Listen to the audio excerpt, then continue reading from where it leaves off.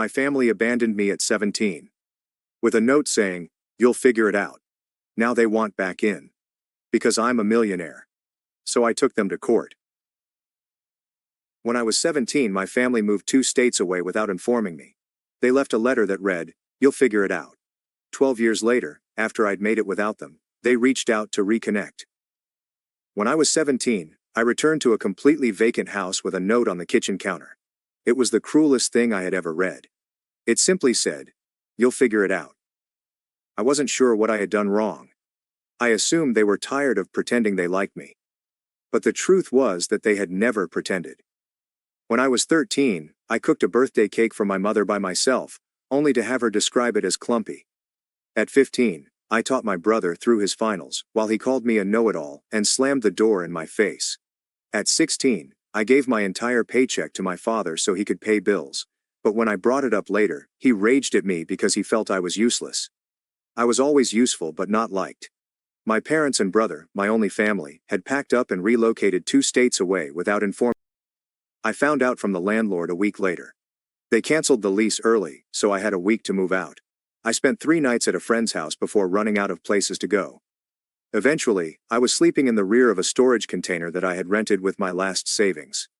I snuck into the YMCA and showered, ate peanut butter with a spoon for breakfast, lunch and dinner, used free library computers to apply for employment, and pretended everything was fine. Eventually, I was recruited as a diner server for the night shift. The manager was stern but fair, and he paid me cash beneath the table until I could obtain an ID. She let me take a nap in the break room once when I was practically exhausted. I fought my way through it, purchased a prepaid phone, recorded every single receipt, and watched free YouTube videos on budgeting and goal planning. I barely survived my first year, but I got through it. The turning point came when a regular at the diner gave me a temporary job cleaning office files. It paid 3 times what I made. I said yes. That job led to another, then another. I learned quickly, arrived early, and asked questions. By the age of 22, I was working full-time as a freelancer. By the age of 25, I had started a consultancy firm for myself, using a folding table and a borrowed laptop. By the age of 27, I had 5 contractors under my supervision, my own office, and a customer list that encompassed companies I had never imagined. By the age of 29, I had officially achieved millionaire status. Not an important millionaire, not a fake-it-for-Instagram wealthy, but true savings, a retirement account, no debt, a paid-off apartment, and affordable health insurance. I cried the first time I saw my bank app hit 7 figures. During those difficult years, my family never contacted me once. My brother once appeared in a suggested friends list. He is now married, and still lives in the state where they disappeared. I stared at the computer for a long time, wondering whether he ever informed his wife about me, if he said I fled, or if he said nothing at all. Sometimes I wonder if hating them would have been easier. But truly, it was never hatred. It was heartbreaking. I go to therapy now because I want to remain intact. I've compiled a list of people who saved me when they didn't have to, including co-workers, classmates, and strangers who demonstrated what true support looks like. Last week, a podcast interview I recorded about surviving family estrangement went viral. It surpassed 1 million views in 4 days. My email is full of notes of encouragement, thanks, and strangers telling me I've put voice to their grief. Then one email stood out. The subject line reads, "You're still our daughter." It was from my mother. There was no apology, just a paragraph about listening to my point of view and possibly talking. Then came another message, this time from my brother. "We miss you. Can we fix this?" I stared at the screen for a long time before shutting down the laptop. I sat with it and wondered whether mending entails looking back or forward. I didn't answer immediately. I needed time to process. My therapist, Melissa, suggested that I wait at least a week before making any decisions. "Give yourself space to feel whatever comes up," she advised throughout our session. "There's no rush to respond." So, I did. I concentrated on work, went to the gym, and ate dinner with friends. But those emails haunted me. I kept opening them, reading them, and then closing them again. My mother's reply felt cold and professional, as if she were writing to a distant acquaintance. My brother's was shorter but seemed more genuine. I could not quit thinking about them. After 10 days, I decided to respond to my brother first. Just something simple. I wrote to myself, "It's been 12 years. What changed?" Then I pressed submit before I could overthink it. He responded within an hour. He claimed the podcast made him comprehend what they had done. He claimed he was only 15 when they abandoned me, that he had no option, that he had always wondered about me, and that he had looked me up online a few times over the years but never had the confidence to contact me. He was happy to see me achieve it. I didn't buy it totally. If he was so concerned, why wait until I had achieved public success? I asked him just that. His subsequent email was longer. He revealed that money was tight for them, my parents' business had failed, his wife was expecting their second kid, and medical bills were piling up.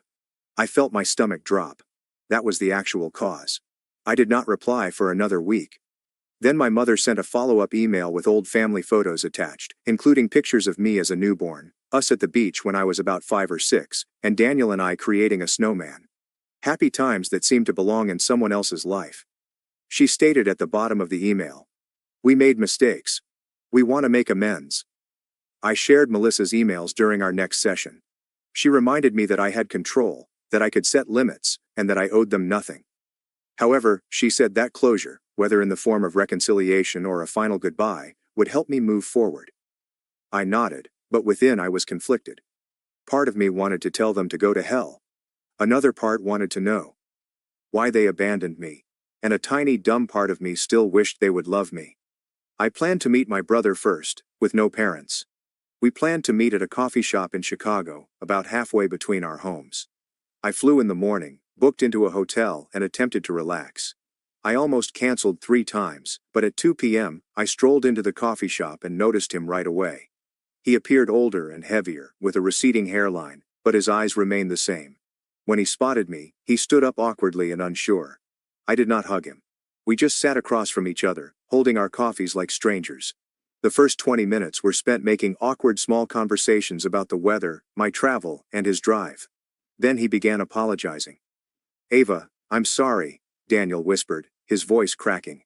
"I was just a kid when it happened. I didn't know they were planning to leave you behind until it was too late. I was too scared to stand up to them."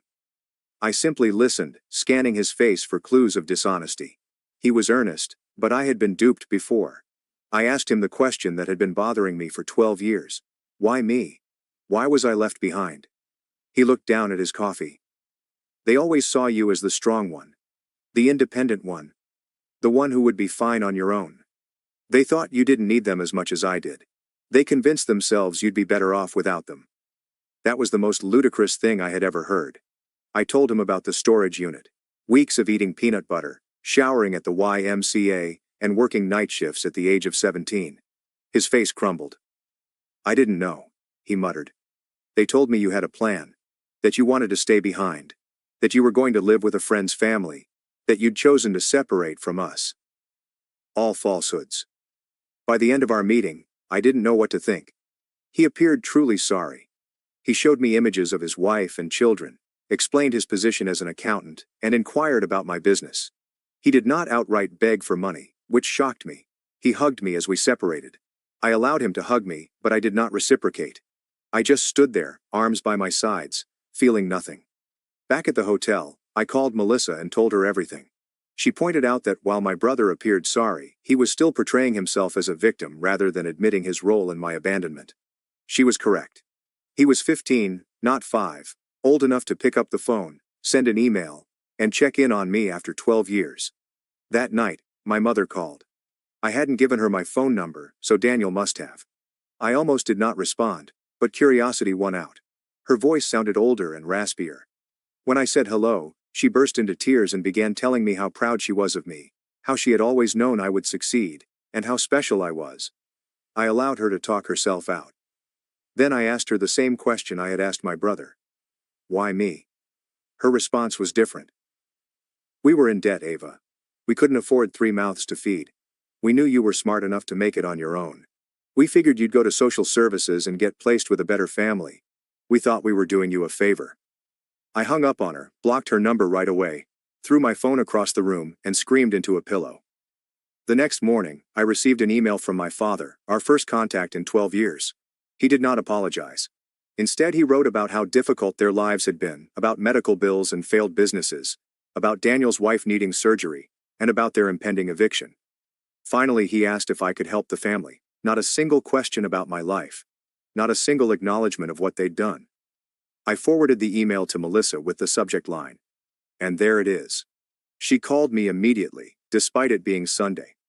We talked for an hour about boundaries, about forgiveness versus reconciliation, about the difference between helping someone and enabling them, about what I actually wanted versus what I thought I should want.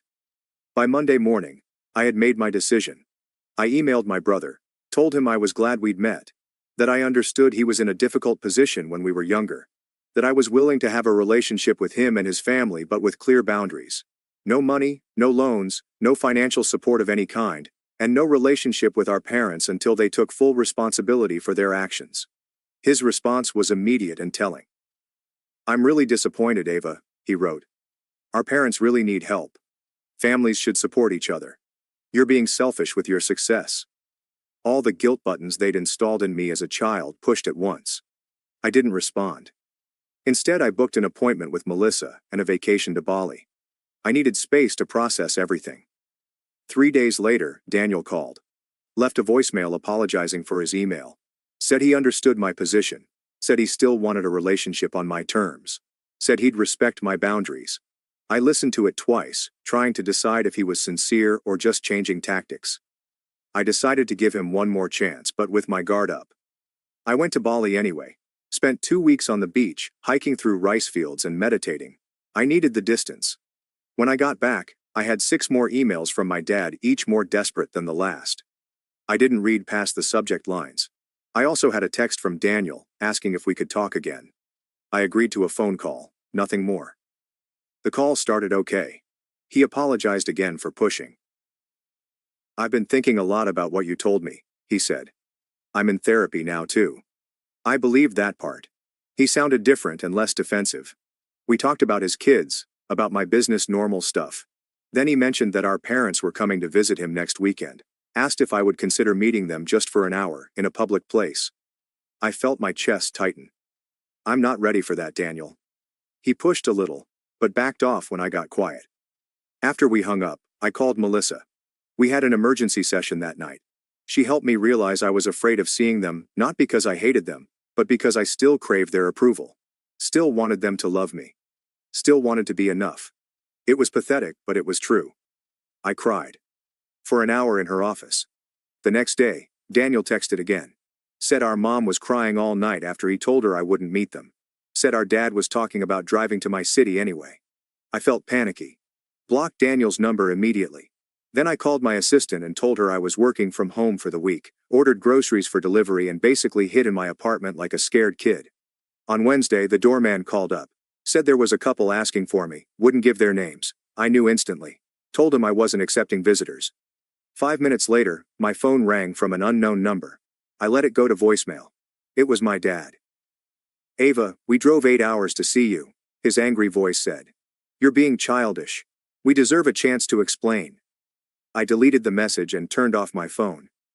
Thursday morning, I woke up to someone pounding on my door. I froze in bed, heart racing, checked the peephole. It was them, my parents, standing in my hallway like they had any right to be there. "Ava, please," my mom's voice came through the door. "We just want to talk to you." "We know you're in there," my dad added. "We love you. We're sorry." I didn't open the door. I sat on the floor with my back against the wall, shaking. Eventually, they left. I called building security immediately, told them not to let those people up again. The guard sounded concerned and asked if I needed police. I said, "No. Just don't let them up." Then I called Melissa. She came over on her lunch break, brought me a sandwich, and sat with me while I cried. Told me I had every right to set boundaries, that I didn't owe them a meeting, that what they were doing was harassment, not reconciliation. After she left, I got an email from Daniel. He was furious. Said I'd humiliated our parents. Said they were staying in a cheap motel they couldn't afford because they were so desperate to see me. Said his wife needed surgery next month and they were hoping I could help. Said I was being cruel. I didn't respond. Friday morning, I decided I needed to leave town for a while. Booked a flight to visit my friend Rachel in Portland. She'd been one of the people who helped me when I was homeless and let me crash on her couch for a week when I had nowhere else to go. I trusted her completely. I was throwing clothes in a suitcase when my phone rang an unknown number again. I ignored it. 10 minutes later, my doorman called. Said there was a woman downstairs having what looked like a medical issue. Said she was asking for me by name. claimed to be my mother. I felt sick.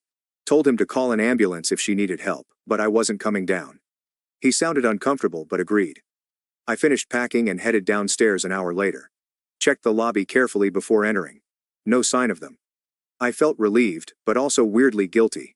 The doorman gave me a strange look as I passed. Told me the ambulance had come. That the woman had been having chest pains. That she'd been taken to Memorial Hospital. I nodded and hurried out to my waiting Uber. At the airport, I got another call from Daniel. I almost didn't answer, but something made me pick up. "Mom, had a heart attack," he was crying. "She's in surgery. This is your fault for stressing her out." I hung up on him, called Melissa instead. She answered immediately. I told her what happened. Asked if I was a terrible person. "Ava, listen to me," she said firmly. "You are not responsible for your mother's health. This feels like another manipulation tactic. Get on your plane and take care of yourself." I did. Spent the weekend with Rachel. Told her everything. She remembered when my family abandoned me. Remembered how broken I'd been. She was furious on my behalf. "They don't deserve a minute of your time," she said, pouring me another glass of wine. "Not after what they did to you." It felt good to have someone so firmly in my corner. Sunday night, I got an email from my dad. My mom was stable, had a stent put in, would be released Tuesday. The email ended with, "She's asking for you. Don't you think you've punished us enough?" I showed Rachel. She rolled her eyes so hard I thought they might get stuck. Told me this was textbook guilt tripping. I knew she was right. But part of me still felt responsible. I flew home Monday. Found flowers outside my apartment door. The card said, "Please call us. We're staying at the Holiday Inn until Wednesday." No apology, no acknowledgement of boundaries. Just another demand. I threw the flowers in the trash chute. Tuesday morning, I got a text from an unknown number. It was a photo of my mom in a hospital bed looking pale and small. The message said, "She might not have much time left. Do you really want to live with this regret?" I blocked the number. Called Melissa. She suggested I take a social media break, change my number, maybe even stay with a friend for a while. I agreed. Called my assistant and told her I'd be working remotely for 2 weeks. Packed another bag. Before I could leave, my doorman called again. Said there was a young woman downstairs asking for me. Said she had a small child with her. Said she claimed to be my sister-in-law. I felt cornered. These people wouldn't stop. I told the doorman to send her up. Decided to face this head on. The woman who knocked on my door looked exhausted. Had dark circles under her eyes. Was holding a sleeping toddler against her shoulder. "I'm Rachel," she said quietly. "Daniel's wife. I came alone because I wanted to talk to you without family drama." I let her in reluctantly. Offer her water. She accepted gratefully. Rachel put her sleeping daughter on my couch, tucking a blanket around her. Then she sat at my kitchen table and started talking. "I only learned about you 3 years ago," she admitted.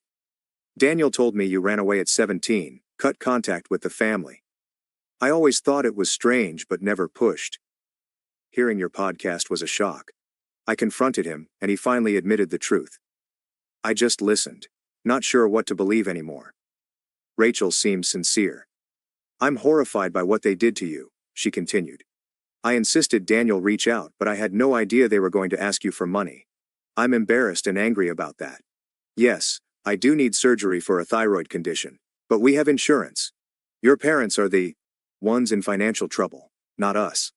I asked her why she'd come. She looked me straight in the eyes.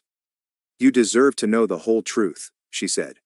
"Your parents have been telling everyone you abandoned the family, that you were mentally unstable, that you stole money from them before disappearing, that they spent years looking for you, all lies to cover what they'd done." I felt like I'd been punched. "How do you know this is true?" She pulled out her phone, showed me Facebook posts from years back. My mom asking for prayers to find her troubled daughter. My dad claiming I'd taken their savings before running away. Posts about hiring private investigators, about checking homeless shelters, all carefully crafted to make them look like victims, all dated years after they'd abandoned me.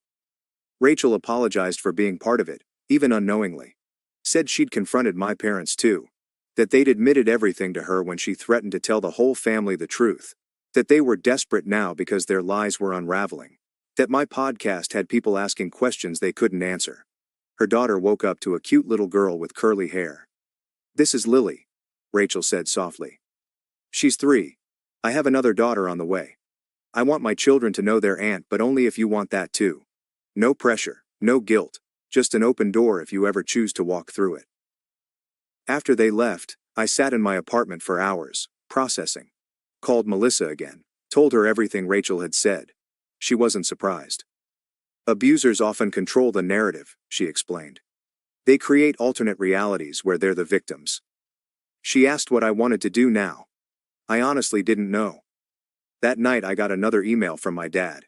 This one was different, angry, and threatening. Said if I told lies about them online, they would sue me for defamation. Said they had proof I'd stolen from them. Said they'd go to the media with their side if I didn't take down the podcast and issue a public apology. Said they expected financial compensation for the damage to their reputations. I forwarded it to Melissa, then to my lawyer, Marcus. He called me immediately. This is empty threatening, he assured me. Truth is an absolute defense against defamation. Save everything but don't respond. I'll handle it if they actually file anything, which I doubt they will. People who are actually going to sue don't usually announce it first. The next day I got a call from Daniel. I let it go to voicemail. He sounded panicked. Ava, Rachel told me she visited you. Our parents are furious. They're saying terrible things about her now too. I'm scared they're going to try something desperate. Please call me back on Rachel's phone, not mine. I didn't know what to believe anymore. Called Marcus again. He suggested meeting Daniel and Rachel somewhere public, with him present as my lawyer just to hear them out. I agreed reluctantly. We set up a meeting at a restaurant near Marcus's office for the next day. They showed up on time. Both looked terribly stressed, exhausted. Rachel had a bruise on her arm she kept trying to hide. Daniel couldn't make eye contact. I'm Marcus, Ava's attorney, he said as we sat down, which made Daniel flinch. But we sat down, ordered coffee, and they started talking. The story that came out was worse than I'd imagined. My parents had been living off Daniel for years, moving in and out of his house, taking money for emergencies, watching his kids while criticizing his parenting. When Rachel confronted them about me, my dad had grabbed her arm hard enough to leave marks. Daniel had kicked them out. They were now staying in a motel, calling constantly, showing up at his work. I listened without interrupting, watched my brother break down as he described how our parents had controlled him his entire life. How they'd convinced him I abandoned them. How he'd been too scared to question their version of events. How he'd been trapped in their web of manipulation and lies for 12 years. How he was terrified they would hurt Rachel or the kids. Marcus asked careful questions about financial entanglements, about house titles and bank accounts, about whether my parents had keys to their house. Daniel answered everything. Said they'd co-signed his mortgage. Said his dad was still on his bank account from when he was in college. Said they had spare keys. Said they knew all his passwords. Marcus took notes, occasionally glancing at me. By the end of the meeting I felt drained but clearer. This wasn't just about me anymore. Daniel and Rachel were victims too, in their own way different from me, but still trapped. Marcus suggested they speak to a lawyer of their own, gave them a colleague's card, told them to change their locks, passwords and bank accounts immediately. They nodded, looking overwhelmed but grateful. As we were leaving, Daniel hugged me. This time, I hugged him back. It wasn't forgiveness, not yet, but it was something. A recognition that we'd both been damaged by the same people. Maybe we could help each other heal. That night, I got a series of increasingly unhinged texts from my parents' numbers, accusations, threats, guilt trips. I blocked them all. Then I called Rachel and asked if they were safe. She said yes. They'd changed the locks, stayed with friends the night before, were looking into a restraining order. I felt relieved but still worried. The next morning I woke up to my phone ringing. It was Rachel, hysterical. They broke into our house, she sobbed. They took Lily's baby photos, important documents, and Daniel's laptop. They left a note. Family matters should stay in the family. I told her to call the police immediately, said I'd meet them at their house. Called Marcus on my way. When I arrived, there was a police car outside their house. An officer was taking statements in the living room. The place was a mess, drawers pulled out, papers scattered. Daniel was sitting on the couch, head in his hands. Rachel was pointing out missing items to the officer. I introduced myself as family, there to help. The officer seemed skeptical that grandparents would break in. Are you sure they didn't just use a key? He asked. Maybe this is a misunderstanding. Rachel showed him her bruised arm, Told him about the escalating behavior, about the threats, about how they'd been stalking them. He took notes but didn't seem convinced. Said without evidence it would be hard to prove who did this. After the police left, we cleaned up together. Found more missing things, photo albums, financial documents, the spare key to their car. Daniel looked defeated. "This is my fault," he said. "I should have protected my family better. Should have stood up to them years ago. Should have looked for you harder." I didn't disagree, but I didn't pile on either. We were beyond that now. Marcus arrived as we were finishing. Looked around grimly. Said this changed things. That we needed to document everything. That breaking and entering was a serious crime. That we should all stay somewhere else for a few days. That he'd help us file for emergency restraining orders in the morning. We nodded, too exhausted to argue. Rachel packed bags for them while Daniel and I secured the house as best we could, changed locks again, checked windows and discussed security cameras. It felt surreal, taking these precautions against our own parents but also necessary. They'd crossed a line that couldn't be uncrossed. As we were leaving, Daniel got a text from our dad. Just 3 words. "We're watching you." He showed it to me, hands shaking. I took a screenshot, sent it to Marcus. Then I made a decision. Told them they were coming to stay with me. My building had security cameras, a doorman who already knew not to let our parents in. They accepted gratefully.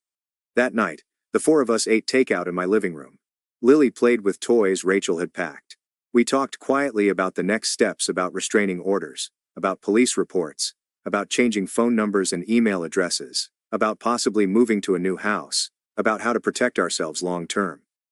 It wasn't the family reunion I'd ever imagined, sitting there with the brother who'd let me be abandoned, his wife who'd believed lies about me, and their daughter who was innocent in all of this. But somehow it felt right. Like we were finally facing the truth together. Like maybe, just maybe, we could build something new from the ashes of what our parents had destroyed. The next morning, Marcus called. Said he'd filed emergency restraining orders for all of us. Said we needed to appear in court next week to make them permanent. Said he'd also reported the break-in to a detective he knew who was taking it more seriously than the responding officers had. Said we should all stay together until this was resolved. I agreed. Called my assistant, told her I'd be working from home indefinitely because of a family emergency. She understood, rearranged my schedule. I set up a workspace in my guest room for Daniel, who also needed to work remotely. Rachel and Lily took over my living room, building pillow forts and watching cartoons. It was strange having people in my space.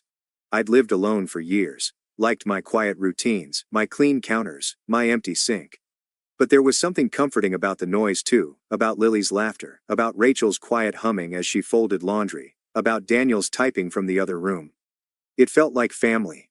Not the family that had abandoned me, but maybe the family we could become. That afternoon my doorman called up.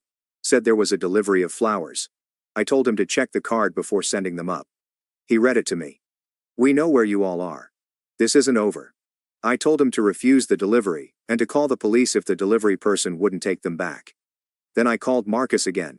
He said he'd add this to our case file. That it strengthened our request for restraining orders. That we were doing everything right. I didn't tell Daniel or Rachel about the flowers. They were stressed enough. Instead, I ordered extra groceries, made dinner for everyone, and played with Lily. Tried to create some normalcy in this bizarre situation. But that night, after everyone was asleep, I sat alone in my kitchen and finally let myself feel everything. The fear, the anger, the grief, the strange hope. I cried silently into a dish towel so no one would hear me. In the morning, Rachel found me making coffee. Asked if I was okay. I lied. Yes. She didn't believe me. Sat down at the counter. "It's okay not to be okay, Ava," she said gently. "I'm not either. Daniel cries in the shower where he thinks no one can hear. Lily keeps asking when we can go home. This whole situation is terrible, but I'm grateful we're facing it together." I looked at her. This woman I barely knew, who was somehow now part of my life. Asked her why she'd come to me that first day. Why she'd chosen to believe me over the family she'd known for years. She smiled sadly. "I've always felt something was off about your parents. About the stories they told. About the way they controlled Daniel. The podcast confirmed my suspicions. I couldn't let my daughters grow up thinking abandoning a child was ever acceptable." We hugged them. First time. It felt awkward but genuine. Like the beginning of something. Not friendship exactly, not yet. But understanding. Solidarity. A shared determination to break the cycle of mistreatment that had damaged us all.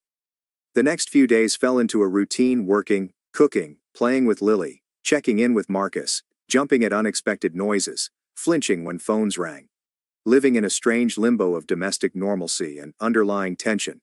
We were safe, but not at peace. Together, but still healing. Family, but still learning what that meant. On Friday, Marcus called with news. The detective had found evidence. Security footage from a gas station near Daniel's house showed our parents' car parked there during the time of the break-in. The restraining order hearing was set for Monday. He was confident we'd get approved. We all felt relieved, but still anxious. Still waiting for the next escalation. It came that night. A brick through Daniel's car window in the parking garage. No note this time. No need for one. The message was plain. The building security tape showed a man in a baseball cap, face carefully turned away from cameras. We couldn't verify it was our dad, but we all knew. Filed another police report. Added it to our case file.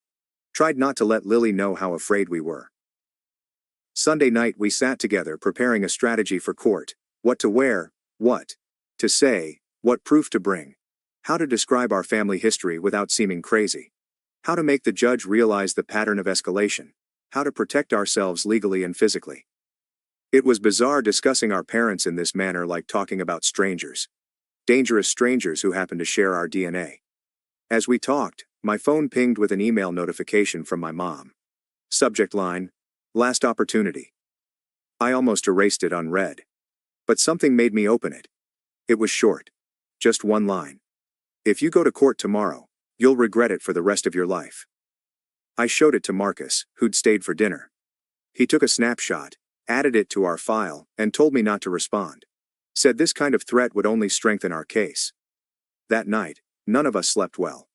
I kept checking my locks, listening for noises, wondering what my parents may do next. Wondering if we were overreacting. Wondering if we were underreacting. Wondering how my life had come to this point, from abandoned youth to successful businesswoman to hiding in my own apartment from the ones who gave me life. Monday morning arrived with a weird stillness. We dressed carefully, business casual, respectable, and trustworthy. Rachel arranged for a friend to keep Lily. We drove to the courthouse in separate cars, just in case. Met Marcus on the steps outside. He looked confident, suitcase in hand. Told us he'd handled dozens of cases like this. That the proof was good. The judges took threats seriously, that we'd be protected. As we stepped into the courthouse, I recognized my parents, standing near the entryway. Looking older than I remembered, smaller somehow. My mom saw me first, made a move toward me. My dad grabbed her arm, held her back. They watched us pass. Didn't say. Didn't try to approach. Just started with a mixture of rage and something else. Something that could have been fear. We filed past them into the building, checked in at security. Followed Marcus to the correct courtroom. Sat together on a bench, waiting for our case to be called. I could feel my parents come behind us. Could sense them seated on the opposite side of the room. Could nearly hear their hushed talk. But I didn't turn around. Keep my eyes forward. Focused on breathing. The judge called our case. We stood, marched forward, and took our places. Marcus presented our evidence calmly. The break-in, the threatening texts, the flowers, the brick, the email, the history of desertion and manipulation. The judge listened closely. Asked clarifying questions. Looked at our parents with increasing concern. When it was their turn, my parents approached the bench. No lawyer. Just them. My dad spoke first. Claimed we were exaggerating. That they were only wanting to reconnect with relatives. That they'd never broken any laws. That they loved us and wanted to make amends.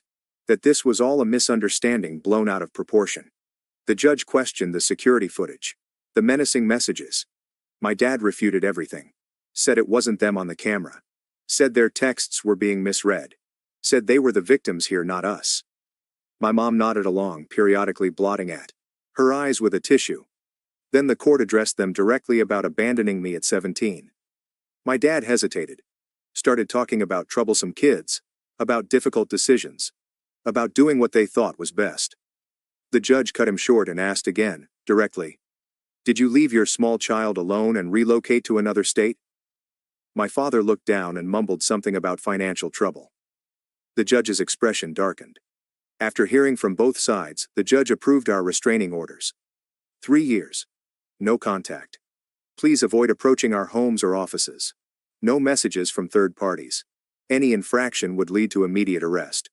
My parents appeared astonished, as if they couldn't comprehend what was occurring and had never faced consequences before. My mother called my name once, softly, as we exited the courtroom. I kept walking and didn't look back. I felt a weight lift with each step. Not healed. Not yet. However, this is only the beginning. The first tangible border that could not be breached without major consequences. Outside, Marcus shook all of our hands, saying we'd done well, that the orders were strong, that we should phone him right away if there were any infractions, and that he was proud of us for sticking up for ourselves. We thanked him, bewildered but relieved, like natural catastrophe survivors blinking in the sunlight. Daniel hugged me on the courthouse steps, a genuine hug this time. "I'm sorry, Ava," he murmured, his voice breaking. "For not protecting you then. Sorry for not finding you sooner. For trusting their lies. For reintroducing this chaos into your life." I hugged him back, telling him we'd be fine, that we had each other now, and that we could create something new and better. As we headed to our cars, my phone buzzed with a text from an unknown number. I almost did not check it. However, when I did, I felt a chill. It was a photograph of Lily at her friend's house, playing in the backyard, unaware that she was being observed. Below it, only 4 words. "This is not over yet." I quickly showed Daniel the text. His face turned white. He contacted Rachel, who was already on her way to pick up Lily, and I ordered them to meet us at my apartment.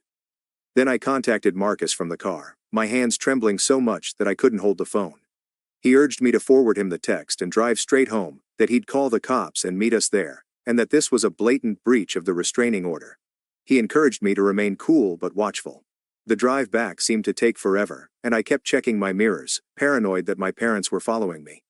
When I finally pulled into my building's garage, I sat in my car for a minute, just breathing, trying to get my poop together before facing Daniel and Rachel, who needed me to be strong right now. I found them already in my flat, Rachel clutching Lily as if she could leave, the poor kid looking confused and afraid, and Daniel pacing, running his hands through his hair repeatedly. I showed them the text. Rachel began crying, saying they had been monitoring her baby and that she would never forgive herself if something happened to Lily. Daniel wrapped his arms around them both, looking as determined as I'd ever seen him. Marcus arrived 20 minutes later with 2 police officers, who took our statements, looked at the text, and made some calls. They said they'd send a patrol car to the friend's place to investigate, that they'd try to track the phone number, and that they'd enhance patrols surrounding my building. They said all the right things, but I could tell they didn't realize how dangerous my parents could be, how unpredictable and desperate they were. After the cops had departed, we sat in my living room, trying to figure out what to do next. Rachel proposed staying at a hotel with different names, while Daniel recommended driving to his cousin's house a few states away. I sat there, becoming angry by the minute.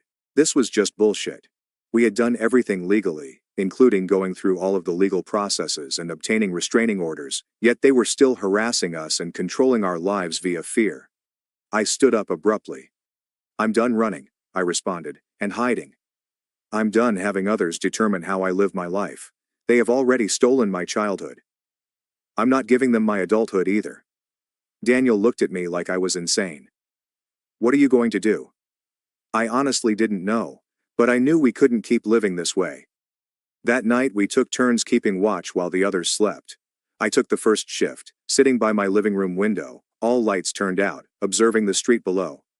Around 2 a.m., I noticed an automobile I knew from my father's old Buick, which circled the block 3 times before stopping across the street.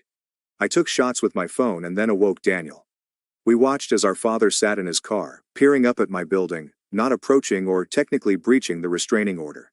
He was simply letting us know he was there, watching and waiting. In the morning, I gave the images to Marcus, who said it was alarming but not legally a violation because my father stayed in his car, away from the building. He said he'd keep documenting everything and would speak with the investigator again. I hung up, frustrated, since the legal system had limitations. Restraining orders were merely pieces of paper, and they couldn't stop someone who was determined to harm you. Rachel and Daniel planned to take Lily to a hotel for a few days that had interior corridors and adequate security. I helped them pack, hugged them goodbye, and promised to check in every few hours. After they went, I sat in my empty apartment, feeling strangely tranquil, as if I'd reached a decision point and couldn't continue living in this limbo. I called Melissa, told her everything, and asked what she felt I should do. She remained silent for a moment before asking me a question that struck me deeply. What do you really want from your parents? Not what I didn't want, or what I was afraid of, but what I consciously desired. I realized I'd never really considered it that way. After we hung up, I wrote a list. What I wanted. To live fearlessly. To maintain a relationship with my brother and his family. I want to quit feeling accountable. For my parents' conduct. To be free from the past. That list did not include reconciliation with my parents. There was no mention of forgiveness anywhere. Nobody seemed to understand why they did what they did. I simply wanted to be free from them. That afternoon, I did something crazier. I emailed my folks with a quick message. I know you're watching my building, and I know you're not going to stop, so let's talk one more time. Tomorrow, noon, at the coffee shop on 8th Street. Just me. No cops. No attorneys. After that, you'll leave us all alone forever. I pressed submit before I could change my mind. I did not tell Daniel, Rachel, Marcus, or Melissa. I needed to do this for myself. I wasn't stupid enough to believe that my parents would suddenly become rational, but I needed to confront them on my own terms. I needed to speak my piece. I needed to break the cycle once and for all. My father responded within minutes. We'll be there. No threats or guilt trips, just confirmation. I spent the rest of the day mentally preparing, thinking about what I wanted to say, what I needed them to hear, and what boundaries I needed to set. That night, I slept unusually soundly, as if making a decision had relieved some of my stress. The next morning, I dressed properly, not to impress them, but to feel powerful and confident. I took an Uber to the coffee shop, arriving 15 minutes early, and chose a table in the rear corner where I could see the door, but was not immediately visible from the outside. I ordered a coffee I didn't really desire and sat there waiting, remarkably calm. They came at midday, looking older and exhausted than they did in court. My mother recognized me first and nudged my father. They moved gently, as if they were approaching a dangerous animal that may bolt. They sat across from me without saying anything. We just stared at each other for a long time, these strangers who were my parents and had influenced me in ways they'd never comprehend. I talked first. I did not call this meeting to reconcile, give you money, or hear your excuses. I called it to make sure you understood one thing. It was over. You have lost. You have lost me not only in court. Daniel has been lost. You lost your grandchildren. We lost any possibility of including you in our lives. And if you won't accept it, if you keep chasing us, threatening us, and attempting to push your way back in, I will destroy you. My father began to interrupt. I raised my hand. I'm not finished. Then I brought out my phone and showed them copies of all their threatening texts, Lily's photo and emails. I have emailed copies to everyone in your life, including your family, church, neighbors, and employment. Everyone. Not yet. But I will. If you contact any of us again, visit our homes, or even mention our names to anyone we know. My mother started crying. We simply want our family back. We made mistakes, but we deserve another opportunity. We're becoming old, and we do not want to die alone. I gazed at her for a long time. You should have considered this before abandoning your 17-year-old daughter. Before lying to everyone about what you did. Before breaking into Daniel's home. Before you threaten your own grandchildren. That enraged my father. You are ungrateful. You have always been challenging. You have turned your brother against us. You owe us because we raised you. I just laughed, right in his face. Do you honestly believe you are entitled to gratitude? For doing the bare minimum as a parent? For 17 years before ditching me entirely? Do you believe I should be thanking you for your excellent parenting? He sat there, red-faced and mute, with no response to that question. My mother was still crying, but I felt nothing. No remorse, no pity. Just a cold realization that these people would never change, never accept responsibility, and never be the parents I deserved. I stood to leave. Here's your final warning. The next time you breach the restraining order, I won't simply phone the cops. I'll make sure everyone you know knows who you truly are. If you force my hand, I have the resources to make your life quite difficult. I do not want to do that, but I shall. I want to safeguard my family, my real family. Daniel, Rachel, Lily. The people I choose. As I went away, my mother yelled after me. Do you truly dislike us so much? I came to a stop and turned back. I do not detest you. I don't feel anything for you. You are suddenly strangers to me. And that is your loss, not mine. I left that coffee shop feeling lighter than I have in years. I called Daniel from the sidewalk and told him everything. He was outraged at first that I'd met them alone, then worried that they'd retaliate, but ultimately glad that someone had finally stood up to them directly. He said he wished he'd had the confidence to do so years ago. I returned to my flat, grabbed a suitcase, and decided to stay with Daniel and his family at their hotel for a few days to ensure their safety. When I arrived, Lily ran to hug me. "Auntie Ava!" She called for the first time, and I almost cried. Rachel hugged me as well, saying she was proud of me and wishing I might finally find peace. Daniel simply squeezed my shoulder, no words needed. We spent the next few days in a strange limbo, waiting for my parents to make their next move, constantly checking our phones and jumping at unexpected noises. But nothing happened. No calls, texts, emails, or sightings of their car. Only stillness. After a week, Daniel and Rachel decided to return home, change all of their locks, install security cameras, prepare to sell their property, and begin looking for a residence closer to my city. I returned to my apartment, went back to work, and resumed my normal life. 2 weeks passed, followed by a month. Nothing from my folks. Marcus checked in on a frequent basis, stating that the detective had confirmed their return to their home state, that the restraining orders were still in effect, and that we should remain alert while moving forward with our lives. Slowly, we did. Daniel acquired a new job in my city, Rachel enrolled Lily in preschool, and they purchased a home 20 minutes from my apartment. Every Sunday, we had supper together and began to create new traditions, memories, and a new type of family based on choice rather than obligation. I kept expecting to feel something about my parents' grief, perhaps remorse or rage, but overall, I felt relieved, as if I'd finally let go of a huge burden I'd been carrying since I was 17, and that I could now focus on the future rather than the past. 6 months after the coffee shop confrontation, I received a letter which was forwarded through Marcus, keeping my address confidential. From my mother. I almost threw it away unread. But curiosity won out. It was brief, only a few paragraphs long. There were no excuses or requests this time.